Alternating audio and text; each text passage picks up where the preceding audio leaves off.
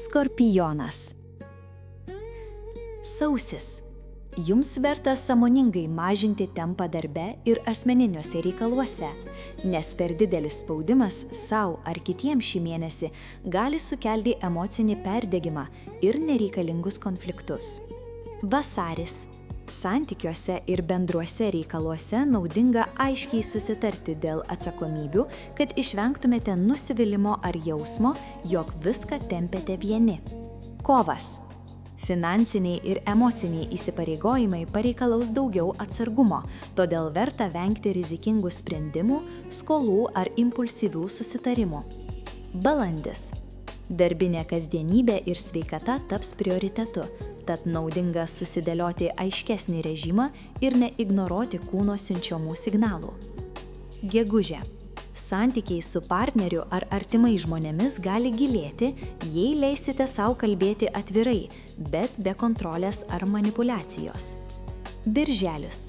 Tai palankus metas kelionėms, mokymuisi ar pasaulėžiūros plėtimui, tačiau svarbu planuoti iš anksto ir nepervertinti savo jėgų. Liepa. Jums gali prireikti daugiau stabilumo darbe ar karjeroje, todėl verta susitelkti į ilgalaikius tikslus, o ne trumpalaikius laimėjimus. Rugpjūtis.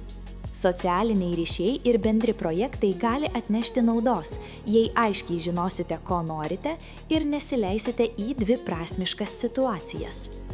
Rugsėjis.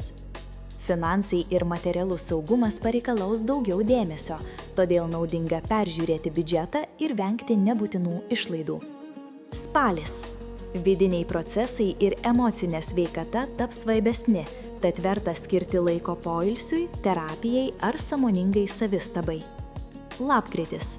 Tai metas, kai galite jaustis stipresni ir aiškesni, todėl naudinga pradėti tai, kas jums iš tiesų svarbu, bet vengti keršto ar griežtų sprendimų. Gruodis. Metų pabaiga palanki ramiam apibendrinimui, santykių peržiūrai ir pasiruošimui naujam etapui be spaudimo sau. Tikiuosi, kad šis vaizdo įrašas suteikė jums naujų minčių ir padėjo geriau suprasti likimo ženklus. Jei jums patiko, prenumeruokite mūsų kanalą, kad nepraleistumėte būsimų vaizdo įrašų. Ir spustelkite mygtuką patinka, jei norite mus palaikyti. Iki pasimatymo.